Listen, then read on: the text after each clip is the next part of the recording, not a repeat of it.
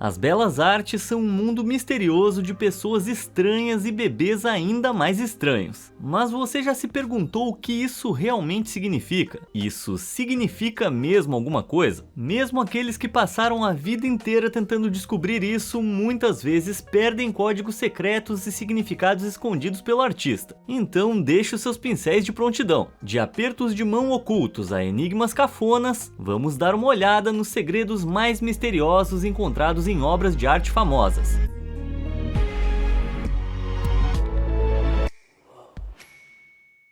Surpresa Sistina.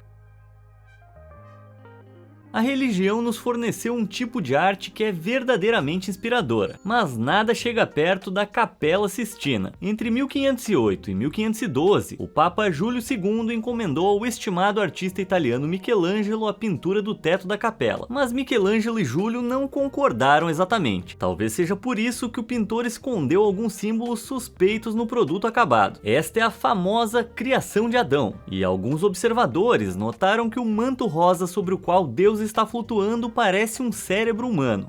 Certamente é coincidência, né? Bem, talvez não. Em outra pintura no teto da capela, separação da luz e das trevas, o centro do peito de Deus até o queixo parece uma medula espinhal e um tronco cerebral. Na verdade, há de tudo, desde rins até partes femininas. Veja bem, além de ser um artista talentoso, Michelangelo também era um mestre em anatomia. Quando jovem, ele trabalhava no cemitério de uma igreja, o que significava que sabia mais do que ninguém sobre como é o nosso interior. Imagina uma aula de dissecação no ensino médio. Que nojo, acho que eu prefiro limpar banheiro de posto de gasolina. Pode até parecer bastante óbvio, mas assim Michelangelo adquiriu um conhecimento impecável sobre a aparência do corpo humano. Ok, mas o que tudo isso tem a ver com o segredo da medula espinhal e do tronco cerebral em a separação da luz e das trevas? Bem, isso sempre está sujeito a interpretações, mas Michelangelo pode estar mostrando seu favoritismo pela ciência sobre a religião e escondendo isso bem debaixo ou acima do nariz do Papa. Bem malandro. E isso não é tudo. Em 1536, Michelangelo foi contratado para pintar a parede do altar da capela também. Mas quando o artista começou a trabalhar, um dos cardeais, Biagio Martinelli, criticou as representações de corpos nus que Michelangelo estava pintando no edifício sagrado. Ele até disse que eles eram mais adequados para um banho público do que para a capela papal. E lasqueira. Então Michelangelo começou a pintar Biagio na parede do altar, como Minos, juiz do submundo. Ele deu ao cardeal grandes orelhas de burro e cobriu sua modéstia com uma cobra mordendo seu pequeno Biaginho. Eita! Quando o sujeito foi reclamar com o Papa Paulo III, já que Júlio havia morrido em 1513, sua santidade brincou que sua jurisdição não se estendia até o inferno e não tinha nada que ele pudesse fazer. Que trollada foi essa? Então lembre-se, nunca insulte o trabalho de um artista na cara dele. Da última vez que eu fiz isso, me desenharam desse jeito aqui. Mona quem? Você com certeza já ouviu falar da Mona Lisa, né? Aposto que alguns de vocês podem até tê-la visto no Louvre, lá em Paris, na França. Mas e se eu te disser que ela não é desse jeito, e sim desse, hein? Sim, essa é a Mona Lisa pintada por Leonardo da Vinci no início dos anos 1500. Mas essa também é a Mona Lisa, pintada por um dos alunos de Da Vinci ao mesmo tempo que a original, na mesma oficina. A pintura de Da Vinci tem camadas de verniz velho e rachado acumuladas na superfície, fazendo com que a nossa garota Mona pareça muito mais velha do que realmente é. A versão do aluno foi aprimorada em 2012, restaurando-a à sua glória do século XVI. Então agora temos duas Monas. Maneiro, né? Mas dá pra gente ter certeza que qualquer uma delas é a verdadeira Mona? O engenheiro Pascal Coté parece pensar o contrário. Ele fez testes usando seu método de amplificação de camadas, em que a superfície de uma pintura é exposta a luzes brilhantes, enquanto uma câmera faz medições dos reflexos delas. Isso permite que ele reconstrua o que aconteceu entre as camadas de tinta, descascando digitalmente cada camada como uma cebola para revelar o que está por baixo de cada uma. Bem maneiro, né? Bem, acontece que a velha Mona tá escondendo outra Mona. Essa altura eu já não sei mais dizer qual é a verdadeira. Sei sim, é essa aqui. Artistas repintando por cima de suas telas é algo relativamente comum. Você acha que eles fazem trabalhos perfeitos logo na primeira vez? E se eles estiverem fazendo uma encomenda, o comprador pode querer algumas mudanças aqui e ali. Silvano Vicente, um pesquisador italiano, afirma que as varreduras de Coté revelaram novos segredos anteriormente invisíveis a olho nu. Vicente diz que encontrou a letra S em seu olho esquerdo e a letra L em seu olho direito, o que ele acreditava que pode levar a uma nova identidade para modelo. Acredita-se que a inspiração para Mona Lisa seja Lisa Gherardini, a esposa de um proeminente comerciante de tecidos. Mas Vicente diz que esse S pode se referir a uma mulher poderosa da dinastia Sforza, que governou Milão, onde Leonardo passou algum tempo. Já o L é do próprio Leonardo. Por quê? Vicente não diz de fato. Ele nunca estudou a pintura pessoalmente, só as digitalizações. Então, melhor nem dar bola pra isso. O que eu acho misterioso mesmo é porque que tem um monte de cara brigando pra conhecer a verdadeira Mona. Ela é só uma pintura. Supera aí, galera. Psiu, quer saber qual é o maior segredo guardado? Como é que os meus vídeos do YouTube podem ser tão bons? Então vai em frente e aperta os botões de curtir e se inscrever para se manter atualizado com todas as minhas obras-primas. Beleza, bora voltar pro vídeo. Leitura silenciosa. Então, sabe aquilo que eu acabei de falar, que os artistas pintam sobre as próprias telas o tempo todo? Bem, às vezes outras pessoas pintam por cima e a gente não faz ideia. Por exemplo, Moça lendo uma carta à janela, do artista holandês Johannes Vermeer. Nesse quadro tem uma moça e ela... bom, ela tá ali... o título diz tudo. Ou será que não? Algo em relação a essa pintura sempre pareceu muito secreto, como se a moça estivesse escondendo algo. Bom, acontece que ela tava mesmo. Depois de passar por uma restauração em 2021, isso foi revelado. E é um segredo dos grandes. Vermeer tinha pintado originalmente um grande quadro emoldurado de Cupido, o deus romano do amor, atrás da garota que lia cartas. Mas os testes revelaram que alguém o encobriu décadas após a morte de Vermeer, e a gente não tem ideia do porquê ou quem fez isso. Bem estranho. Mas o deus do amor sugere que ela está lendo uma carta de amor, então é por isso que ela tá tão obscura. O trabalho de Vermeer foi totalmente restaurado para sua visão pretendida, mas as questões persistentes continuam. Quem teria encoberto o velho Cupido em primeiro lugar? E por quê? O que você acha? Conta aí a sua teoria pra mim nos comentários. Rouben ou não Rouben?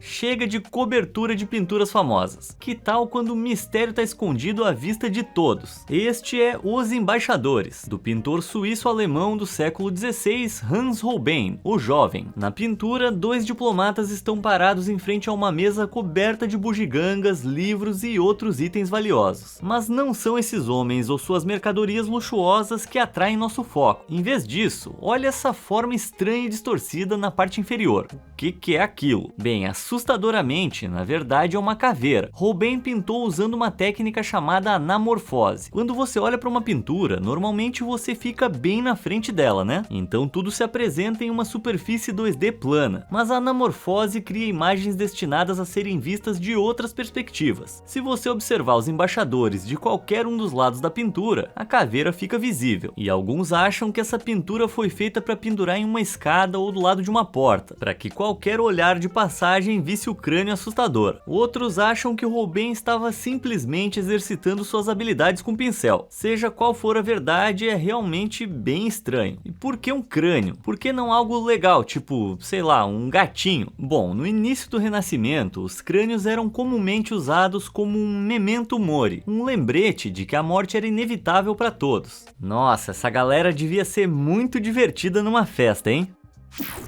A persistência de um queijinho. Tá, alguém tem que dizer isso. A maioria dos artistas são esquisitos, e poucos são tão excêntricos quanto Salvador Dalí. Esse surrealista espanhol do século XX era conhecido pelo seu icônico bigode pontudo e por levar seu tamanduá de estimação no metrô de Paris. Portanto, não é surpresa nenhuma que as pinturas dele sejam tão estranhas quanto ele próprio. Na verdade, você deve ter visto a mais famosa dele, a persistência da memória. Ela apresenta a imagem da assinatura de Dalí de relógios derretendo. Os críticos muitas vezes deliberaram por que Dalí escolheu pintar relógios desse jeito. É uma metáfora para o tempo, um símbolo inconsciente de nossas experiências relativas, movendo-se pela vida contra uma ordem cósmica fixa? Não. Dalí teve a ideia depois de comer um queijo camembert que era muito bom. Pera aí, quer dizer que uma das imagens mais reconhecíveis da história da arte moderna é só o almoço de alguém? É, mais ou menos. Caramba, o tal do queijo devia ser mesmo muito bom. Apesar Apesar de todas as interpretações presunçosas das imagens surrealistas, Dalí dobrou a aposta nos laticínios, chamando-a de nada mais do que o delicado, extravagante e solitário camembert paranoico cítrico do tempo e do espaço. Certo, acho que nessa aí o Dalí perdeu o traquejo. Peter Pintor pintou um cocô.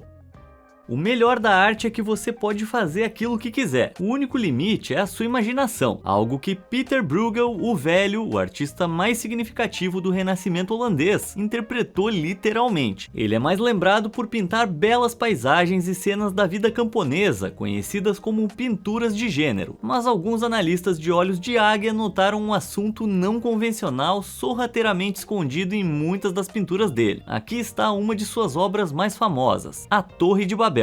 Dá uma olhada aí se você consegue descobrir. Pera aí um pouquinho, o que aquele cara tá fazendo ali? O cara tá mesmo fazendo o número 2 ali na praia? Fala sério, e isso acontece repetidamente na obra de Bruegel. Vamos jogar um jogo. Eu te mostro uma pintura de Bruegel e você tenta encontrar o cocô. Vamos chamar esse jogo de Onde Está a Caquinha? Essa pintura se chama A Pega na Forca. Eu vou te dar um segundo.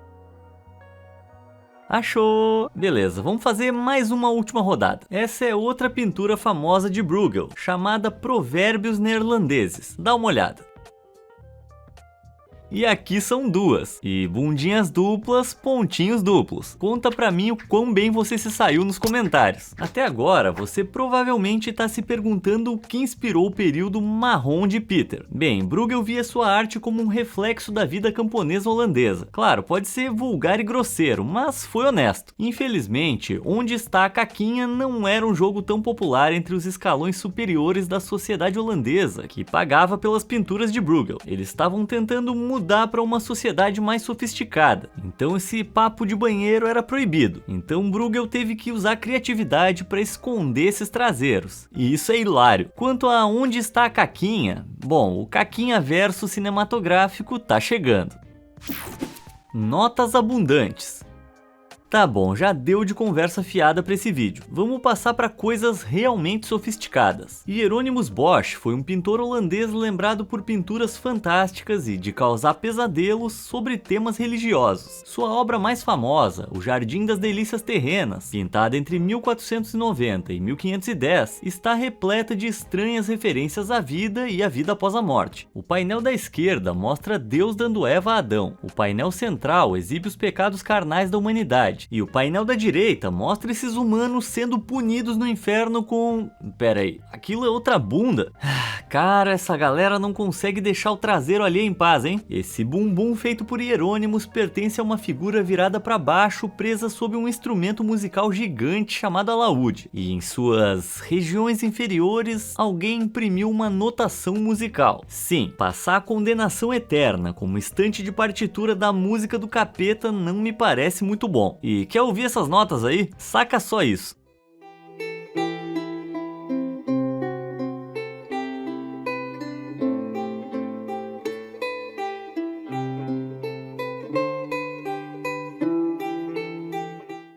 Eu já ouvi coisa pior, mas eu não sou o maior fã de música para alaúde. E como dá pra ver, Bosch também não era. Essa foi a ideia dele para uma pequena piada de que o pior destino que um ser humano podia sofrer seria ficar preso ouvindo isso para sempre. Ele claramente não foi no meu recital de violino da segunda série. Todo mundo chorou, e não foi por um motivo bom. Algo na areia.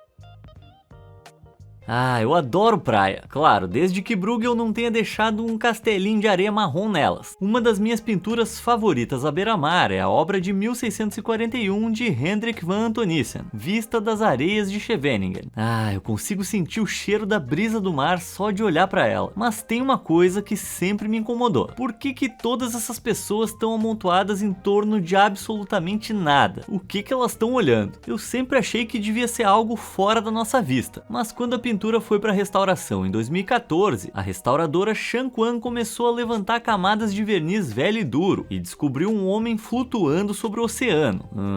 Que? Enquanto Quan continuava levantando suavemente as camadas, ela percebeu que ele não estava realmente flutuando, mas estava sobre uma baleia morta que apareceu na praia. Então foi isso que fez com que metade da vila estivesse ali. Mas mesmo assim, por que cobri-lo? Bem, naquela época as pinturas eram tratadas apenas como itens decorativos decorativos. Então, se o proprietário não gostasse de uma parte delas, ele contratava outro artista para alterá-la, o que provavelmente aconteceu aqui. Quem sabe, né? Milhares das nossas pinturas favoritas podem ter sido alteradas sem que a gente saiba. Não dá para confiar em ninguém. O X da questão.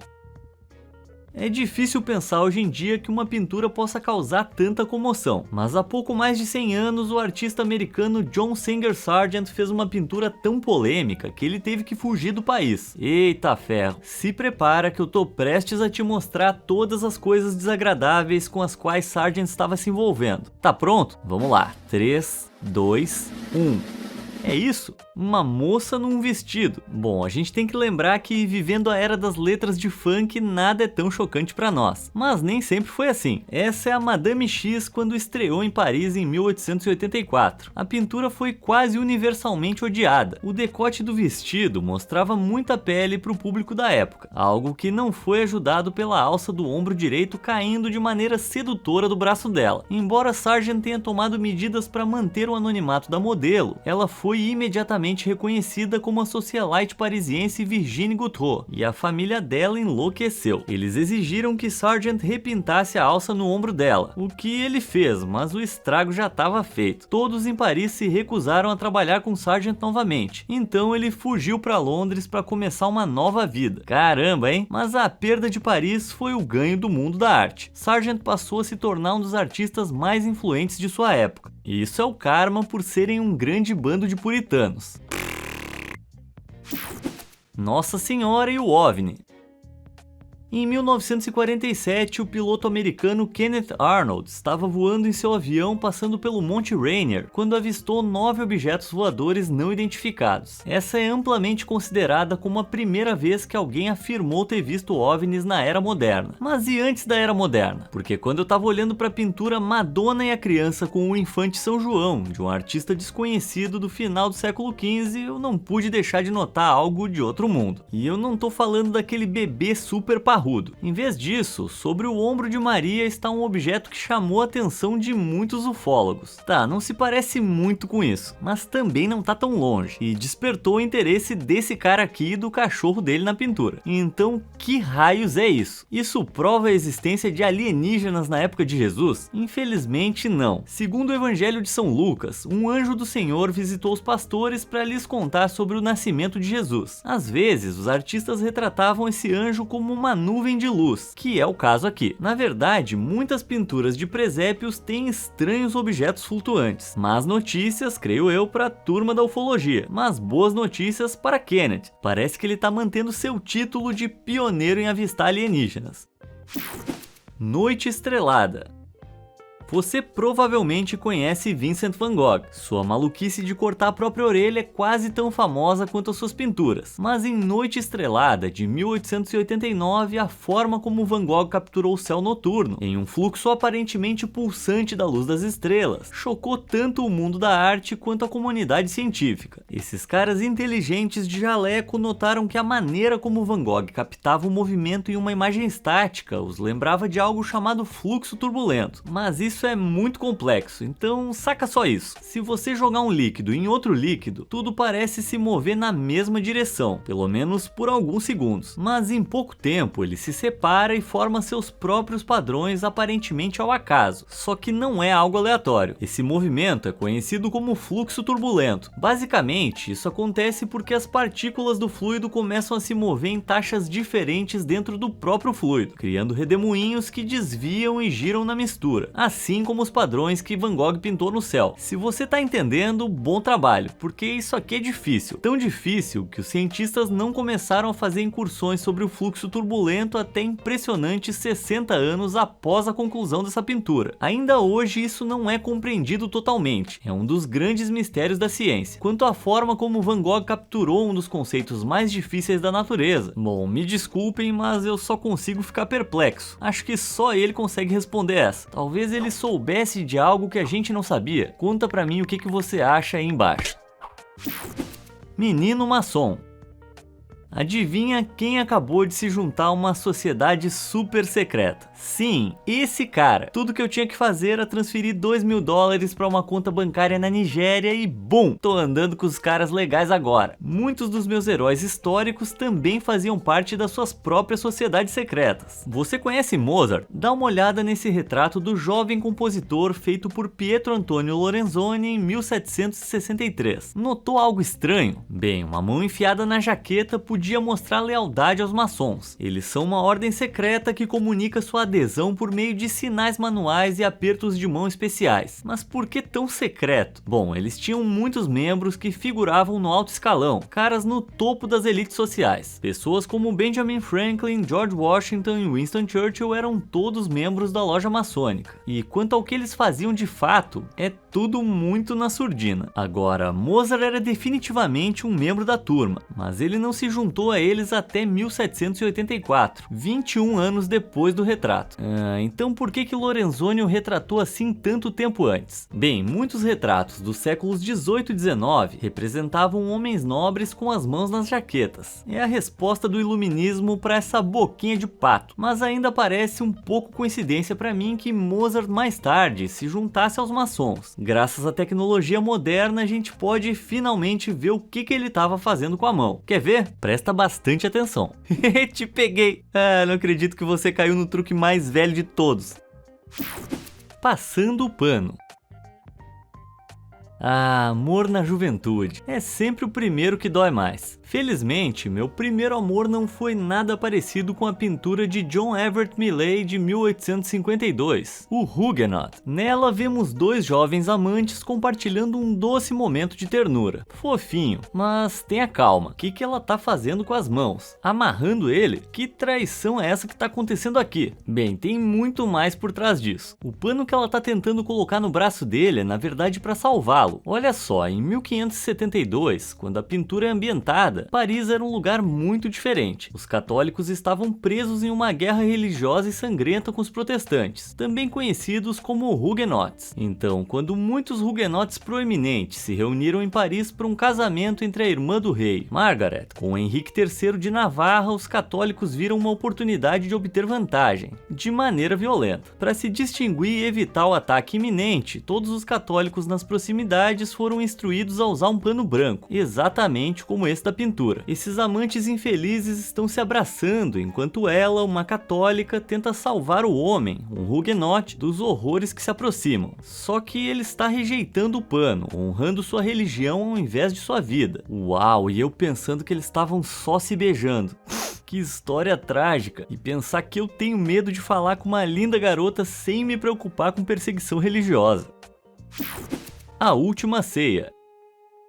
Qual era a matéria que você menos gostava na escola? A minha era matemática. Se Abraão tem 5 maçãs, bom pra ele, deixa o sujeito comer. Mas desde então, aprendi o quão importante a matemática realmente é. Lembra do Leonardo da Vinci? Ele amava matemática, tanto que pintava nela. Dá uma olhada. Essa é a Última Ceia e conta a história da última refeição de Jesus com seus apóstolos. E eu sei o que você tá pensando. Isso não é matemática, esse é Jesus. Mas deixa eu explicar. A pintura inteira pode ser dividida por algo conhecido como a sequência de Fibonacci. É uma cadeia de números em que o próximo número da sequência é encontrado somando os dois últimos números. Tá conseguindo acompanhar? Tendo esses números em mente, se olharmos novamente para a pintura, podemos ver uma mesa, uma figura central e 2 grupos de cada lado de Jesus, cuja forma se assemelha a um triângulo, simbolizando a trindade de Pai, Filho e Espírito Santo. Os apóstolos também estão agrupados em 3, o que com Jesus faz 5 grupos, 8 painéis laterais, 13 figuras. Tem mais exemplos, mas você já entendeu. Se não fosse pela matemática, essa pintura não seria tão harmoniosa de se olhar. Isso é bem legal. Se você ainda não está a bordo do bonde da matemática é legal, então aqui vai outra coisa para você prestar bastante atenção. Olha essa figura de aparência efeminada aqui. O escritor Dan Brown especulou em seu livro de 2003, O Código da Vinci, que essa era Maria Madalena, uma seguidora próxima de Jesus. Como ela está sentada ao lado de Jesus, Brown acha que pode ter havido mais do que um relacionamento relacionamento amigável entre eles. Algumas pessoas chegaram a dizer que essa forma aqui poderia ser o seu bebê. Eu não enxergo isso, e nem a maioria dos estudiosos. Da Vinci costumava pintar homens com traços femininos. Na verdade, tanto essa pintura quanto essa figura são de São João Batista, não de Maria Madalena. De acordo com as escrituras, ela nem estava sentada à mesa.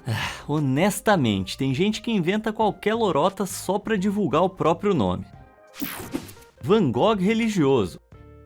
Certo, chegamos ao último bloco. Estamos quase no final do vídeo, mas não poderia deixar de espremer mais um pouco do Van Gogh. Este é o Terraço do Café à Noite, e ele está nas alturas com as pinturas mais famosas de todos os tempos. Só que eu nunca entendi direito o que estava acontecendo. Isto é, até que eu olhei um pouco mais de perto. No terraço homônimo, um garçom está cercado por 12 frequentadores. A figura distinta cercada por outras 12. A gente já viu isso antes, né? Sim, é a última ceia de novo. Um dos clientes está até tentando fugir para as sombras, que alguns pesquisadores acreditam ser Judas em seu caminho para trair Jesus, ou nesse caso, não pagar pelo seu cappuccino. Sujeito sorrateiro. As obras posteriores de Van Gogh estão repletas de referências religiosas sutis como essas. Este é O Semeador. Você percebe alguma coisa sobre o sol? À medida que ele se põe, parece uma auréola formando-se ao redor da figura central. Em suas cartas para o seu irmão Theo, que são a principal fonte de informação sobre a vida de Van Gogh, ele afirmou ter desenvolvido uma necessidade de religião em sua vida madura, uma necessidade que claramente se infiltrou em suas pinturas. Caramba, esse cara tinha mais talento no mindinho do que eu no corpo inteiro. E com essa nota curiosa a gente chegou ao final do vídeo. Qual dessas obras-primas misteriosas foi a sua favorita? Me conta aí nos comentários. Obrigado por assistir.